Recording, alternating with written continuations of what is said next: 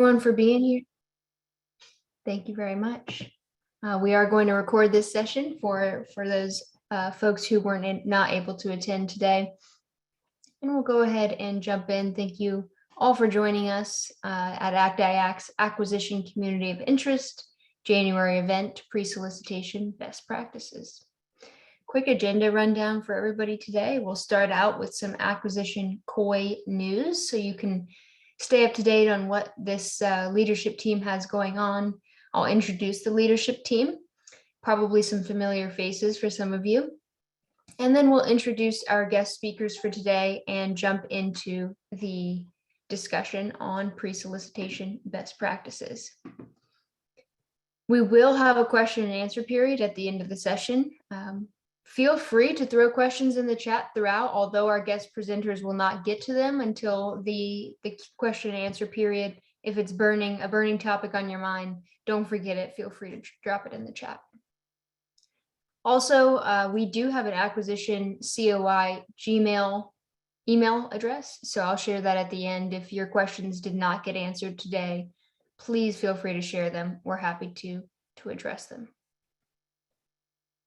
So some acquisition community of interest news. In February, we hope to have an open member meeting. So for folks who want to get involved in the COI but have not been regular volunteers, now is your chance to discuss hot topics in federal acquisition news with our COI leadership, with fellow members of the COI and of ACT-IAC. And we'll send out notifications for each of these beforehand. In March, we hope to bring together some government agency panelists to share what kind of acquisition innovations they're doing within their agency. So we plan to invite folks from NASA, Department of Commerce, Army, and CPB. Again, we'll keep everyone updated on that. And last but not least, in April, we plan to bring in the new director of the DHS Procurement Innovation Lab. So that will be exciting. If you want to stay up to date on each of these, please follow us on LinkedIn. If you just search Acquisition COI, you should find us there. So who are we? Here's our leadership team. We're led by Scott Simpson. We have Scott today, lucky us. Scott is the digital transformation, let's see if I can get this away, the digital transformation lead and product owner for AI and AI for past performance at the Department of Homeland Security Procurement Innovation Lab. He serves as the government chair for our acquisition COI. Alina Sadovino is our government vice chair from the FDIC. Julie Dixon is our industry chair from Booz Allen Hamilton. Sandy Barsky is our industry vice chair from Oracle. Terrell Russell is our programs chair from JPI Dev. And Terrell is also one of our facilitators today, and he is a senior manager at JPI Dev focused on the GSA market, and he's a former contracting officer at US Air Force. And last but not least, I am the COI's communications chair, so for all of your questions about events and how to get connected, I'm the one for that. That I will pass it over to Scott and Terrell to introduce our guest speakers for today. Thanks very much, Nicole. Really appreciate everyone being here today. I see we've got over 70 people. That's great to have. We've got a really important topic today, the pre-solicitation phase of the procurement process. It's a phase that I feel is often overlooked or maybe often lumped in just with small business. And it's a really rich phase. My name is Scott Simpson. I work with the DHS Procurement Innovation Lab. And one thing we do at the NIT Lab is we track data. And we have seen with data that the longer teams spend in the pre-solicitation phase, the faster actually their award phase goes, their solicitation and award phase goes. And so it's an oft overlooked part, but part that we can spend some time on today, get to know what that phase is about, get to know some best practices from both industry and government, and hopefully apply those best practices as well.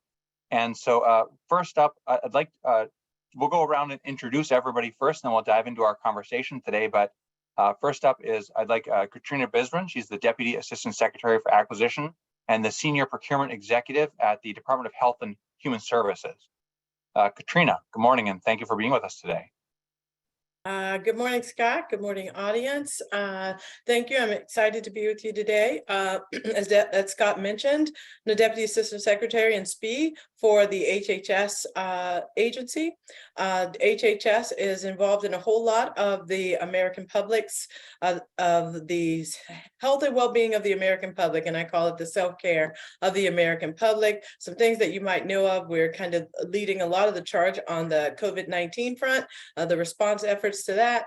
Unaccompanied children's mission also belongs to HHS, and HHS also has quite a bit of mandatory programs, some that you've heard of, such as Medicaid and Medicare that comes out of our CMS. We are a family and host of multiple agencies that are very common to the American people, like CDC and FDA and NIH. Those are our bigger agencies, and the Center for Medicaid and Medicare Services as well. Those are the largest agencies. We also have another agency that is very critical to the American response efforts for health emergencies, and that is our Assistant Secretary for Preparedness and Response. It's another one of our operating divisions that actually do quite a bit on the forefront, what we call them. They are our infantrymen for the HHS mission. They're on the forefront fighting the battles for the health and well-being of the American public. So I'm excited to talk to you about pre-solicitation, some of the activities and what we do in market research, and happy to answer any questions that you might have after that. Thank you. Thanks so much, Katrina. Also from the government side is Mr. Michael Scorney. He's the Sector Acquisition Director with FedSim. Michael, welcome. Thanks for bringing us here today. Thanks, Scott. So for those of you who don't know myself, my name is Mike Scorney. I've been with GSA FedSim for about 15 years, and most of that kind of floating through civilian DHS, and then now working with our DoD customers in the geographic combatant commands. So for those who are unfamiliar with FedSim, there's about 5 sectors focused on Department of Defense work, one large sector focused on our civilian customers, and a sector focused on innovation work. And together we obligate close to $9 billion worth of funds every fiscal year for requirements for those customers throughout those organizations that we serve. So we have a very robust pre-solicitation and award and pre-award process that has made us very successful in delivering critical mission related requirements for our customers across all of those agencies. So they've formed a trusted relationship with us because we go through these processes.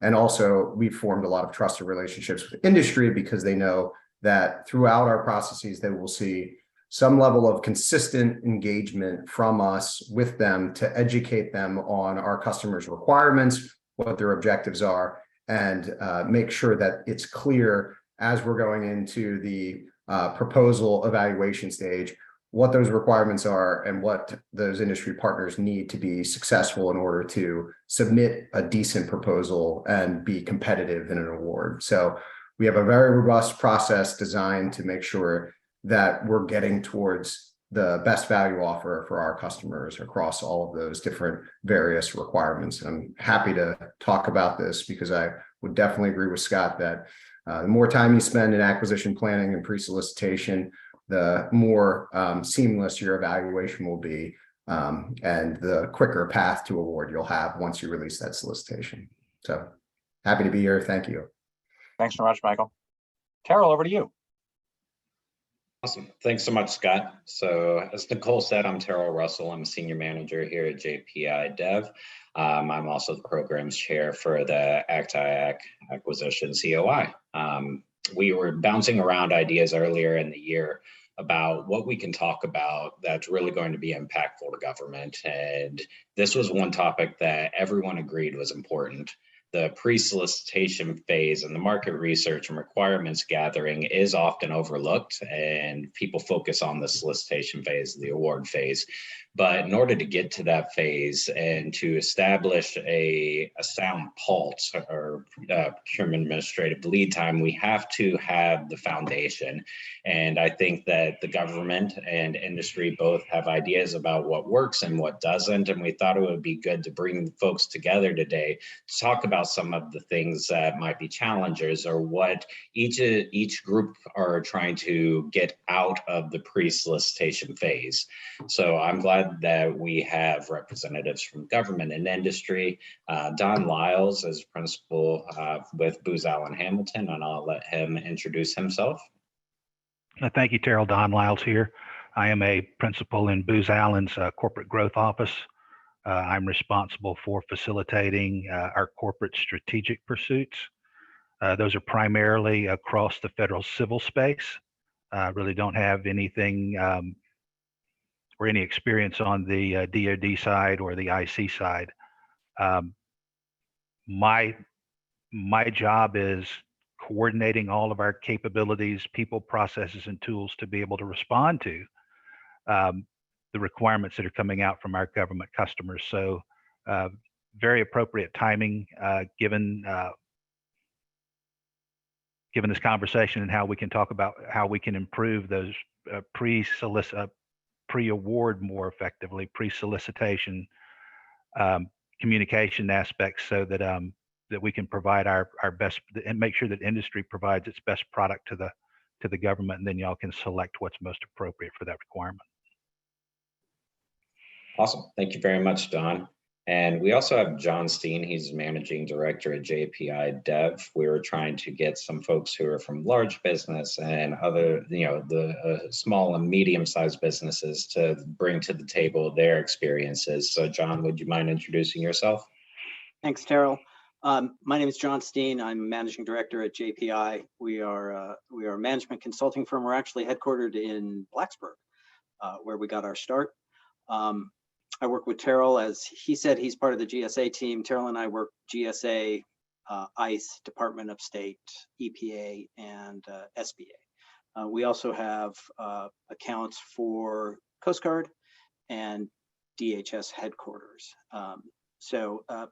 I've worked in the IC, DoD, with small companies, large companies. I got my start in federal consulting with KPMG Pete Marwick.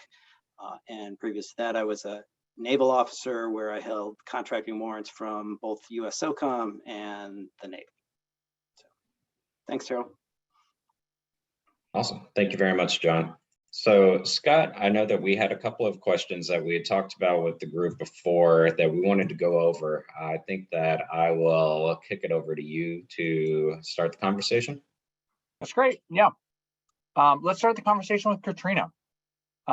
Katrina, let's talk first, let's set some background. Why is it that the government performs market research even? All right, so that has multifacets to it. Bottom line, and then I'm gonna break this down a little bit, but bottom line, it informs our requirements. It informs whether the government needs to evolve in what it is utilizing to meet its missions. If it's a first-time type of requirement that we have, it allows us to know what's available in the market. We're looking for capability. It also informs our estimates. It informs us about the uniqueness of industry in specific markets. And then it then informs the strategy that results on how we're going to acquire the specific technology or good or service. So when you break this down into multiple parts, it's important to know we've got to understand the capabilities in the market that are available to do the specific work to help us meet our missions. And sometimes we don't actually know exactly what it is that we might need. We're looking for pieces and parts, and we may have pieces and parts of a requirement that we know we've got a certain outcome we've got to get to. However, we may ask several questions in what we call a request for information. In a pre-solicitation conference, we use a lot of different venues for that in our one-to-one discussions to help understand what's available available in the market to help us get to this outcome. So those capabilities are very important. Other things we need to understand some of the market intelligence that goes along with that. That supercharges what it is for what we need in market research. We have to understand who are the leading competitors. How does the market, this particular market, behave? Are there any unique terms and conditions that we need to be prepared for, that we need to consider and include in the solicitations that we send out? What's the maturity of the product or service that's of the capability? And certain companies may be more mature than others. Is it a large business kind of market, or is it a small business market, or both? And then if it is both, what's the maturity level that's available in both of those markets? Who are the leading folks? Who else is utilizing this type of technology or service or good? Who's using it? Who are they buying it from? What's been the outcome of what that other customer has experienced? And then are there any unique features that are offered by these specific products? And does those unique features lend itself to the particular agency's outcome? Do we really need that? And then, as I mentioned before, it does inform our cost estimates. Most definitely, we need that. But in a bigger picture, it has some part to play in how we formulate our federal budgets for the contracts that we use and need to support our mission, support our various mission areas.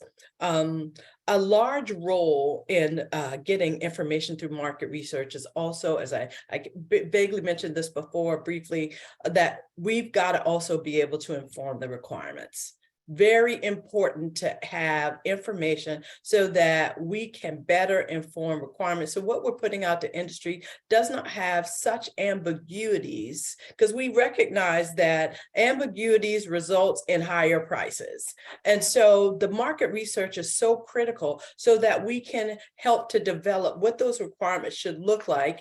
And as well, when is it the industry, when we're asking for things, and is industry actually utilizing these, or will they have to maintain legacy processes and systems just to meet governmental requirements, because it might be less expensive in our minds, but it might not be in the longer picture because there's lack of a customer base to spread that overhead. So we have to consider all of those things when we're looking at strategies. And finally, and this is a very basic level, but it's important to understand, because I have companies talk to me all the time about, well, we don't have the bandwidth to actually support RFIs that come out, or every pre-solicitation conference. I would say choose which ones are most important, because those are so critical to, one, inform our requirements, additionally inform our budgets, and three, inform our strategies. So it means the difference, especially for small businesses.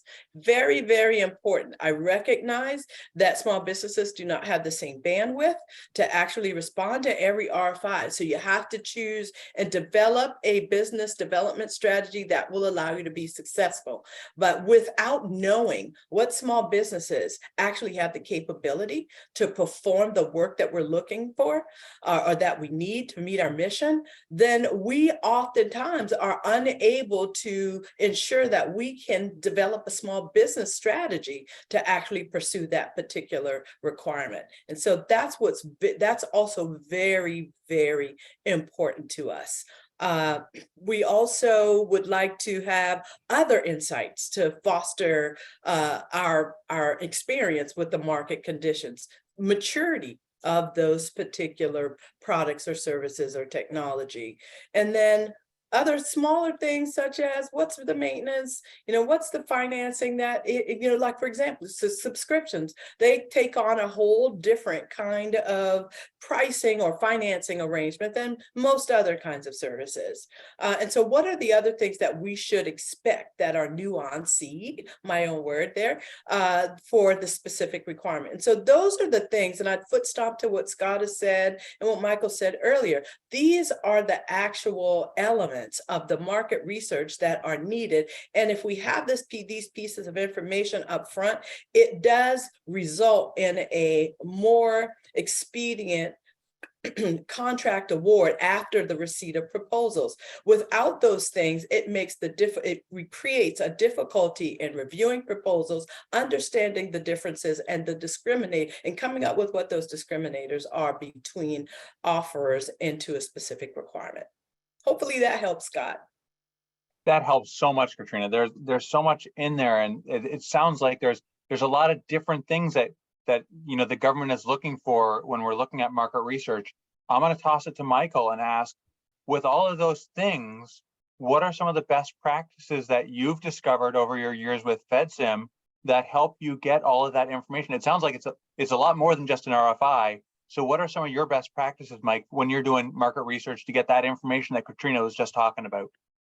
Yeah, so I think along the lines of what Katrina was talking about, the word intention kept resonating with me. What is your intention in what you're going to ask industry for? What is the intention in the information that you're going to seek? What is your customer trying to do, your end user, whether it's internal to your own agency or whether it's like me doing an assisted acquisition, being able to understand what they're trying to achieve and what outcomes they're going for. And then understanding that there are multiple different ways often to approach solving that problem. You can do multiple acquisitions to solve the problem. You can do one large integration effort. Being able to understand what your intention is then feeds what then tools you would pull on and leverage to be able to seek the information that you need from industry and where you would go about seeking that information. And also having a general understanding of the marketplace, having that market intelligence within your organization, differentiating the strategic market intelligence and understanding of both your customer and their operational environment, and then also the market that then would bring solutions to your customer's operating environment, along with then the tactical understanding of that particular problem, that particular contract, and how you're going to go about delivering that. FedSim has a number of different tools that it's developed over its period of time. When we launch into working with new customers on new sort of mission requirements, we usually tread lightly and make sure that we understand what they're trying to achieve before we launch off, and understand the market before we launch off and just go charging into the abyss of the unknown there. For example, years back, FedSim really did just IT, information technology requirements, and the bulk of that was either application development or really IT infrastructure. Once GSA awarded OASIS, we expanded a lot of what we did underneath of there to include close to mission intelligence and analytics, information operations within DoD, ISR gathering efforts with Department of Homeland Security. We support Southern Border persistent surveillance underneath of TAS, which is essentially a fancy word for saying that we support blimps that fly that are tethered to the ground across the southern border that then consistently gather intelligence across that southern border to help with that mission there. So before we launch off and do any of that work, we try to understand who the different competitors would be in that marketplace, how that solution would fit together, what small businesses would participate in maybe a larger solution. Is it even something that they could do on their own, which oftentimes the way in which we need to hack that problem tends to be more of an integrated approach, where we then would want to integrate small business into it throughout the process. But through this, we gather a lot of this information through initial conversations with industry, through FedSim hosts First Fridays, where we announce our opportunities. So we're constantly engaging with industry. We have an overall advisory board from industry now that is not just FedSim focused, but across all of GSA's assisted acquisition services. So we engage with industry through that. We participate in organizations like ACT-IAC as well to make sure that we're constantly getting that message out there. And then from a tactical level, when we know that we have a requirement, we've signed an interagency agreement, and we've had pre-IA signing conversations with our customers to understand that problem, we'll launch off into targeting the right different pools of vendors underneath of what we know of pre-existing vehicles that we like to tap into for those particular requirements. So we have something called market analysis discussions. The acronym is MAD, even though it's quite the opposite of MAD, where we target some questions directed towards industry, focused on getting at what they would like to know as a part of the requirement, what they would be amenable to if we say one of them we used a targeted question to try and get at, would industry prefer to do a PWS, or would they be open to a statement of objectives? If so, what would they need to be able to form a comprehensive performance work statement in response to a statement of objectives? And we use that to help drive more openness of solutions and more competition amongst our industry partners of one of our solutions recently. And then we open up electronic reading rooms early in order to get internal information that would generally only be accessible by an incumbent into a secure firewall off GSA hosted reading room to then grant access to interested parties within that vehicle to start sharing that information so that they can start forming their team arrangements, start forming whether or not they want to prime or sub that relation, that particular requirement, and then further into the draft solicitations that we release underneath of our advance notice, and then have one-on-one industry conversations through our due diligence sessions that we've crafted that are much more open and targeted towards here's the draft solicitation, what can we do to improve that? And what we've seen as some of the example to kind of say that the time spent in pre-award has actually translated to, time spent in the pre-solicitation phase is actually translated to a quicker pre-award phase, is we've seen an overall reduction in questions once we've released the solicitation, so that we're getting about 20 questions on average from our industry partners per person. And then there's a lot of overlap between the questions that we would be getting from those industry partners. So, and they tend to be like you spelled this word wrong, or you need to, put a comma here type questions versus more substantive things that would change our overall approach to the acquisition. So it saves us all that time there, and it also generates effective competition so that we're choosing from the best of the best underneath it there. So, and there's a number of other things within our solicitations that help drive that as well. But I'll stop now because I could probably go on for the entire hour on this topic. So, well, it sounds like one of the things I picked up there is that you've got a really nuanced approach, and that it's much more than an RFI, and that you're using different tools to get different pieces of the information that Katrina talked about. If you're looking at what is the marketplace like, you might be having a conversation or one of your first Fridays, versus if you're getting tactical information, that's when you rely on the RFI. Really great insight there, Mike. Before we circle back and talk about how to streamline these things, Terrell, why don't we talk about what is the impact of industry of this approach? You're on mute, my friend. Yep, absolutely. So I heard intention from Michael and Katrina that you can't go after everything. You have to develop a business strategy for what you're going to go after from both of you as well. Don, one thing that I would like your insight on is, what do you think that we as partners in the government can do to have better insight into where in the acquisition lifecycle requests are coming out? Is it a RFI for requirements gathering? Is it a source of SOT to see which companies, large or small, can do the work? What do you think would be helpful for us in the industry to provide the best information to the government by knowing where in the acquisition lifecycle requests are coming? Yeah, Terrell, thank you for that question. I would say it's just like, how do you get to Carnegie Hall? Practice, practice, practice. Well, in government procurement, there is no substitute for communication and interaction, because what we're trying to do is make sure that there is alignment between what the government is looking for and those capabilities, those tools, techniques, processes, people that we have available in aggregate to achieve that specific mission outcome that they're looking to achieve. The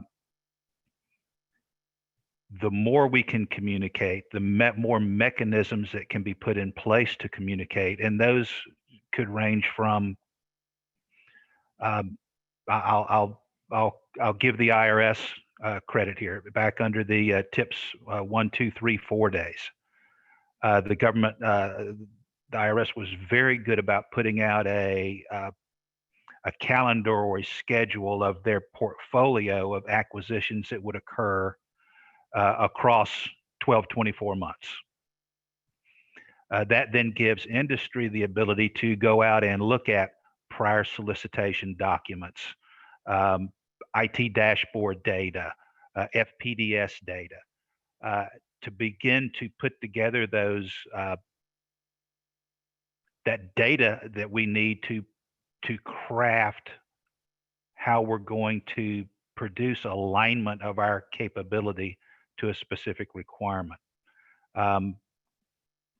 It's been a quest of mine within our federal civil customers to communicate better, to produce better acquisition outcomes. And I think, Michael, you mentioned, and I do commend FedSim on its processes, not giving more credit than to FedSim than any of our other customers and their procurement organizations. But I do think FedSim has a very open, transparent process pre-solicitation. And I know that a lot of our federal civil customers are looking at how FedSim's doing their business and trying in some ways to emulate and recreate that within their own agencies. Anything that we can do to get us closer to the what, when, where, why, and how gives us the ability to put together a response that is best. It's not just best value, it's the best that we can produce. It's up to the government, obviously, to determine if that's best value for that specific requirement. But the more interaction that we can have, and this is not interaction that's going to give one company an advantage over the other. I'm talking about open, transparent communication with industry as a whole. And echoing prior comments also, the more time you can spend in pre-acquisition, the smoother your award's going to be. And frankly, I think it'll cut down on protests, which become the bane of all of our existence lately, right? That all is informed by the communication that takes place prior to submitting those proposal responses. So my recommendation would be, look at any and all mechanisms for increasing the ability to openly and transparently communicate with industry to make sure that we're providing something that's going to be mission effective, that's going to produce those specific mission outcomes that we all want. And for me, the most important thing that we can do as a company is have solid, excellent performance, produce those mission outcomes that are desired, and have referenceable contracts. It's not about the money. It's about having a portfolio of reference repeatable contracts that we can use to pursue other often larger and bigger opportunities. So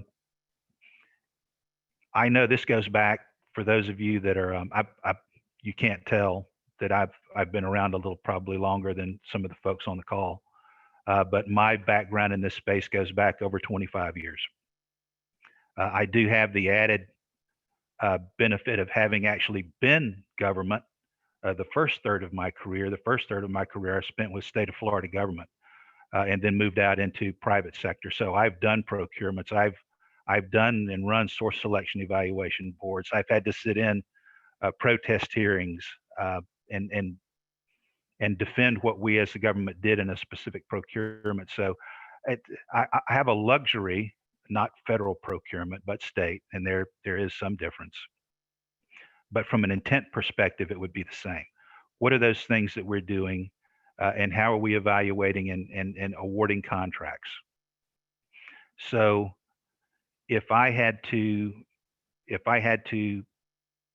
opine on things that we could do to affect better outcomes for both industry and the government in terms of acquisition, I definitely say any and everything that we can do to communicate better is what we need to do. There is no substitute. Outstanding, Don. I agree. Communication is paramount. And I think that Katrina and Michael were both saying that from the government side, that they encourage communication, open lines, and having those avenues to know exactly where we are in the procurement life cycle helps provide better documentation to you as our clients. Yeah, even producing and having available on a website, even though it might not be 100% accurate, what does our portfolio of acquisitions look like for the next 12 months, quarter one, quarter two, quarter three, quarter four? That's really, really helpful to industry and looking at that and making sure that we can align our people and capabilities toward a schedule. Outstanding. So, John, I know that we're going to be talking about streamlining the acquisition process and reducing Paulteering a little bit. Do you have any thoughts on automation or tools or innovations that the government might be able to implement or utilize that would help with requirements gathering and produce a more robust and complete requirements package in the solicitation phase? I do. Thanks for the question, Terrell. So let me piggyback off what Katrina said. B&P dollars are finite. So for any business, your business development budget is what it is. It's not able, it is what it is. So my take is, second, I see RFIs as an excellent opportunity on a couple of things. One, to communicate with the government and give feedback on whether there's a solution to a problem they're trying to solve. I think it gives a snapshot into the requirements that agency or unit within an agency might have. So I find those very useful. I also find them useful, and this is directed more at the small business community on this call. I find them useful as training for proposal response. The bar for RFI responses is much lower than what we call a full-blown proposal. So I always advocate with our small business partners, when you see RFIs, you might not respond to all of them, but it's a good idea to understand what those agencies are doing, what they're looking for. And if you can respond, because functionally you can provide the support, or you're in the agency, and as Don said, you have a track record of meeting the mission requirements, then I think it helps build out your business, your business development bona fides and your ability to respond.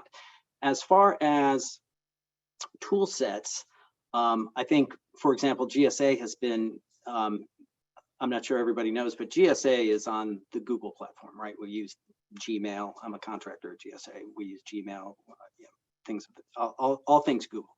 So they use Google Forms. I think Google Forms is a wonderful tool. I think that it surely allows for easier development and submission of content. You're not spending time on formatting. You're not spending time on things of that nature that cost money, right? Overhead, which might come out of your B&P budget. And surely it allows the recipient of that information from industry easier, better capabilities to aggregate information for analysis. The other thing that I think is useful are virtual sessions post RFI submission. I see those sporadically. I think they're a very good deal. Very good idea. You respond to an RFI and the government comes back and says, we'd like to talk to you more about that. I think those can provide a wealth of knowledge. You can communicate then with the government in a way that you might not be able to communicate on paper. And so I think that information flow can be very useful. So anything like that, surveys, automated tools, forms, I think are really quite useful and much more desirable, at least from our perspective, than paper support, paper, whatever you want to call it, Microsoft Word documents, PDFs, things of that nature. And like I said, I've got to assume that the recipients of that information can more easily aggregate that information and provide a much more in-depth analysis of the feedback they're getting from industry. whether or not it's about an RFI, a solution to a problem, or if it's a sources sought, which, are their businesses capable to perform with regard to a planned contract. So. Yeah, so Michael, Katrina, Scott, I think the point John was making is, you might have to go slow in order to go fast. So having, taking the time to put these forms together, having a conversation, down selecting after RFI, and having people that you want to have a conversation with about the requirements a little bit deeper may help develop a more robust and complete requirements package that will lead to less questions, less protest in the actual solicitation phase. So I think that just taking the time to get the right questions asked in the right format would help really speed up the entire acquisition process. So in terms of streamlining, Scott, I will send it back to you to talk about what y'all have in mind for that. Before Scott comes on, if I can answer something you said, Terrell, I want Yes, to make sure that we all understand that the type of requirement, the type of strategy that is used should be tied to the requirement and the needs of that requirement. So in every requirement, establishing an RFI and doing a down select is not going to be appropriate. So we have to be able to framework the strategies that we're going to utilize and being able to move a little more quickly to the kind of requirement. So that's an important piece of information to know. Absolutely. All right, over to you, Scott. Yeah, for sure. I love it. And it goes back to what we were talking about earlier about right sizing. Before this, I was doing a presentation about oral presentations, about the right sizing of oral presentations. You can't have an 8-hour oral presentation for everything when some things just need a 30-minute phone call. But I'm hearing a lot of good themes here, like Don and Katrina, I think, are really matching up on the human interaction and having that communication to really get at what's needed. And John and Mike are kind of marrying up too about automation, which is sort of weird when we're talking about human interaction. But you heard John talk about the right questions in the right format, and Mike was talking about how to release things with electronic reading rooms. And so I think there's a really nice kind of synergy here about using the tools we have to help us increase human interaction and communication. So I'm getting lots of great themes here. Katrina, what are some of the ways that you see that we can streamline both the market research phase and like that whole pre-solicitation phase? Okay, well, there are a variety of things that I've seen across my career. I've spent time in the Department of Homeland Security, spent quite a bit of time in the Department of Defense. And so I will say, and as some of those things that were being used maybe 5, 6, 7 years ago, I do think that they're relevant, and the technology that is available actually can help to even speed up the use of those. So for one thing, with regards, we tend to use RFIs, pre-solicitation conferences. We have at HHS have also started using matchmaking sessions to assist with the one-on-one communication. We're in a different kind of environment now. I won't even call it post-COVID because we still are working through that response, but we are in a different environment. And I think we all probably can agree that while it may still evolve, it likely will not go back to what it used to be. And so our ability to potentially bring vendors who may be interested in requirements into a matchmaking session also helps us to gather information. That definitely informs requirements. It also helps us to understand the interest and how mature certain types of technology or processes or the actual people that will be put forward, the senior level experience or subject matter experts that would be able to support the agency outcomes. So we utilize a lot of the traditional, the internet search, previous contracts, data retrieved by others that are employing those capability. Industry conferences also have been very, very productive for me. Seeing some of what's going on, utilizing those also as venues to get on-site visits. so that you get an opportunity to get briefed on capabilities. I think that when we see and have invitations to some of these, it's important. It does inform quite a bit of what we're thinking about today as a need, how we think we need to evolve into the future with regards to our requirements, and especially in the technology areas that we utilize. That has been very, very fruitful. The one-on-one discussions with industry can still occur. It's just that there's not a lot of people around to do that walkabout, right? So there has to be, I think industry will have to reinvent their business development strategies and be targeted to be able to get into those one-on-one kind of conversations. And I like, for one of the reasons that HHS, and we do this for small businesses, and we've invited large businesses also to those matchmaking sessions to assist with subcontracting opportunities. And so I think those are some instrumental sessions where other spin-offs of communication can occur. Because if you're talking to a program manager or contracting specialist, contracting officer or specialist, it's a great opportunity to try to build some network and build opportunities to have a follow-on conversation. So I wouldn't take that lightly. And typically we view trade associations and literature and periodicals, but some of those things are legacy. Some of them might be applicable in what we're doing today. But overall, I think that we're utilizing technology more. And so there are a couple ways. HHS has the small business customer experience, which is what we use for our forecast. And so from that particular technology tool, we actually have some capability where small businesses have the opportunity to drop in their capability statements. And so from that perspective, our workforce gets an opportunity to utilize that particular capability when they are looking for businesses that can perform certain kinds of work. That's one way we can use some of the tools that we already have. And I believe even if we want to advance it and apply other kinds of technology like AI, it can become even more useful. Well, one other one that I've used in another life is market research repository. I can't tell you how much we do market research for common goods and services.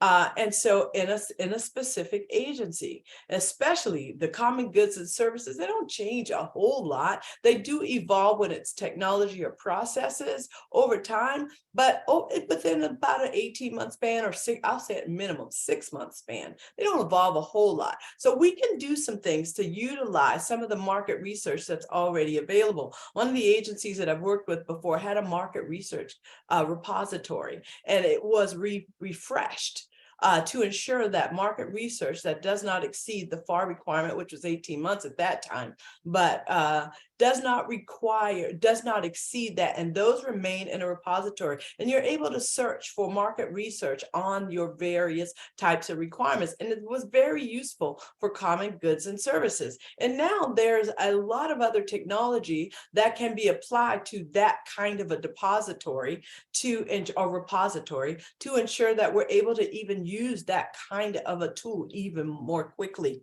The last piece that I'll say is I had been introduced recently to ChatGPT. Hopefully, most of you heard about that. And I was thinking about software integration or systems integration, because we've got some disparate systems that were built for different purposes, but at the same time, it's serving the similar customer.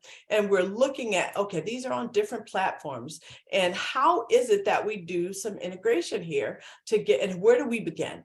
And so I took ChatGPT and I thought, okay, and I asked it some questions, and it gave me a whole list of vendors that I can begin with. So that was very quick. My doing searches all over the internet, trying to come up with the names of vendors. And oftentimes I'll go to the to the GSA website, and I will look through the GSA contracts to try to figure out who's doing what.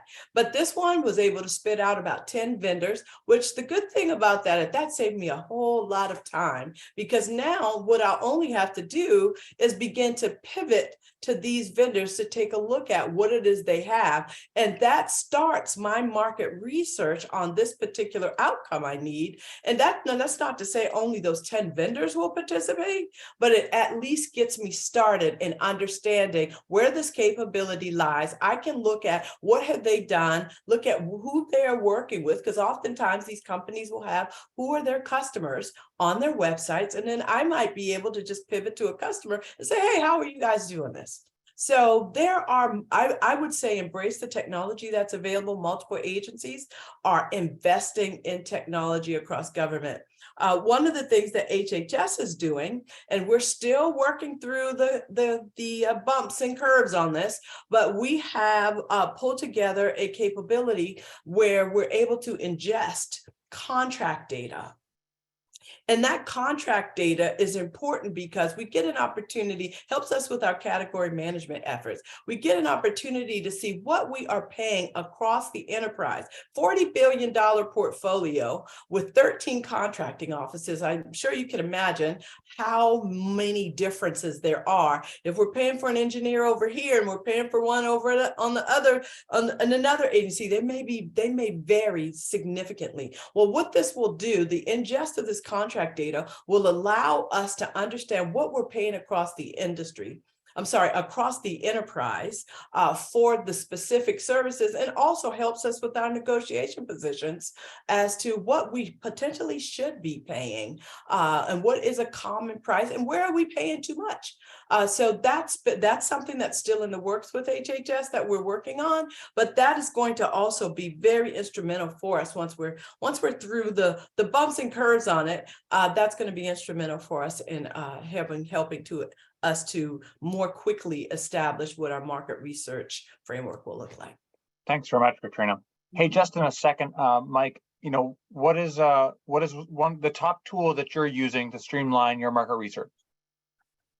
So internally, we actually have a tool that goes across all of our contracts, task orders, and information called Darrell. So Darrell has been leveraging, it's one that's kind of self-built, it's hosted on the OMB Max platform, the D2D sharing site.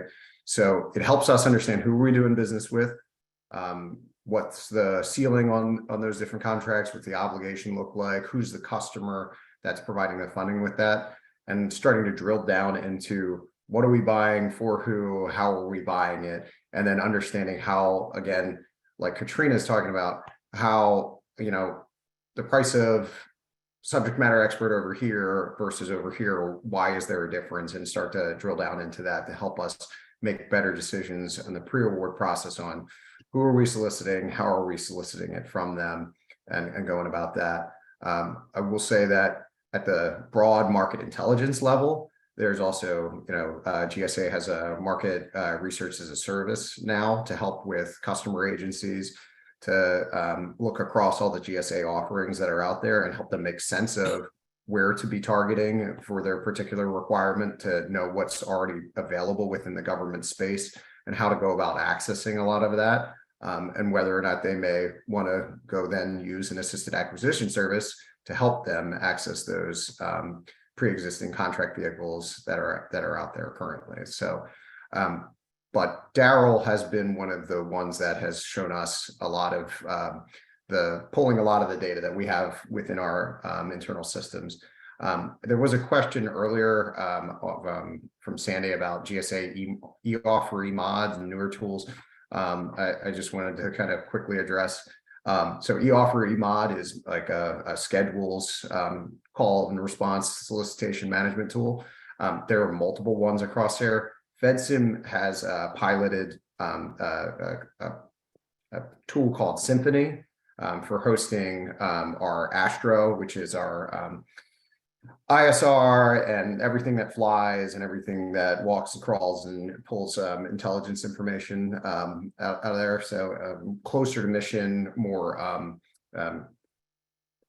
contracts and pools that would then deal more with like engineering and technology support that maybe is less professional services and more of a like sustainment operations on a helicopter or something like that.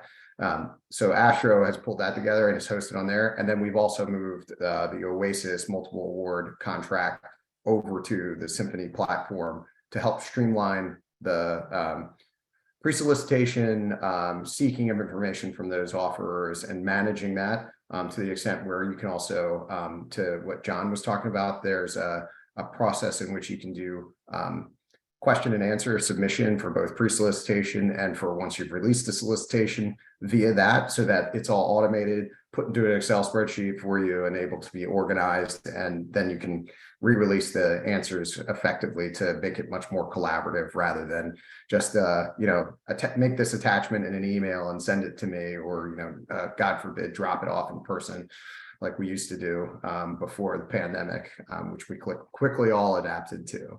So there are tools out there that GSA is working on as side things from that. And I would say that also you look at GSA eBuy in order to place task orders against there, depending on the future of some of those tools, eBuy could morph into something like Symphony or something like that. So there are a lot of tools, I think, throughout GSA that they're exploring on how best to improve upon them and make them more collaborative, especially in this new world of pandemic, post-pandemic, whatever you want to call it.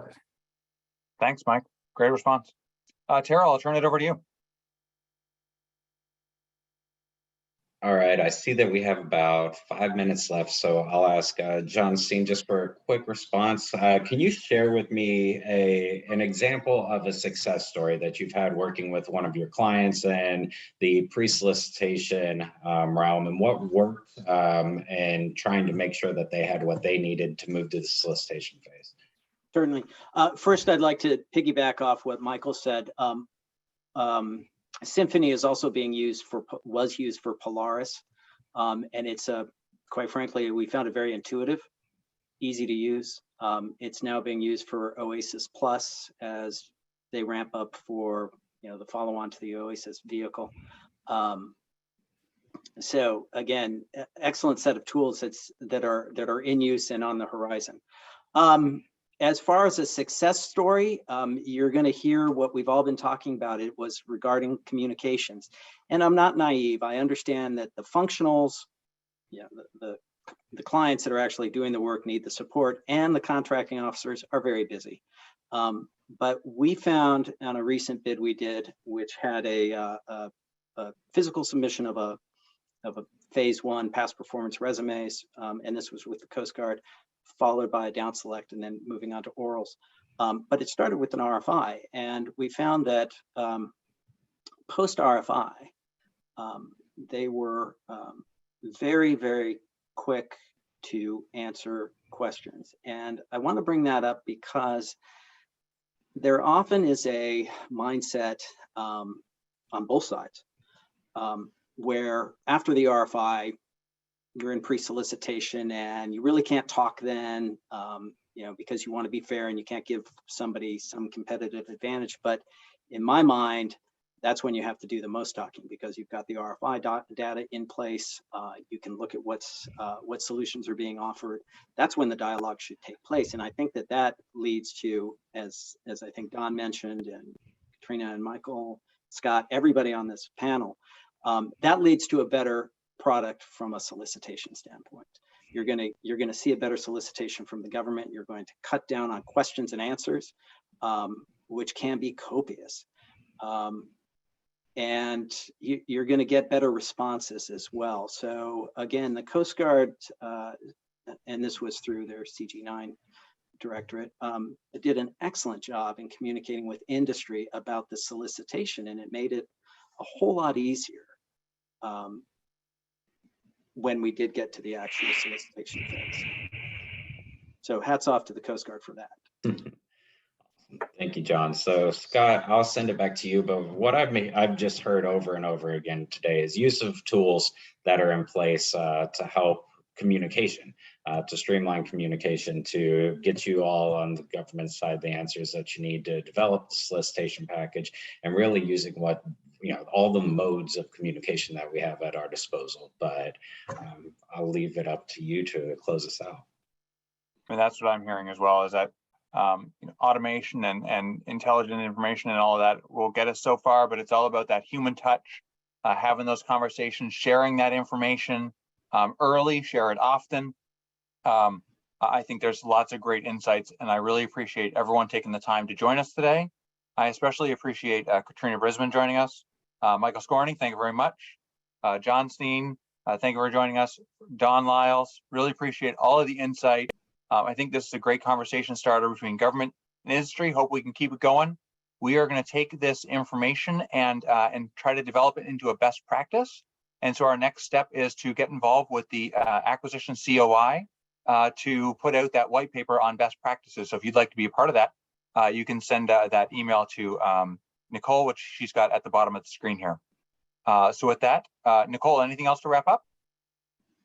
That's it. Want to end on time. So take a look at the chat. I put our acquisition COI at gmail.com. Send any unanswered questions, what you think are the pre-solicitation best practices you heard from our panelists today. And if you want to get involved in leading the white paper development or participating in any of our projects at the COI, please reach out. We'd love to have your support. Thank you again to our panelists. Have a wonderful day. Thank y'all. Thank you, everyone. Thank you.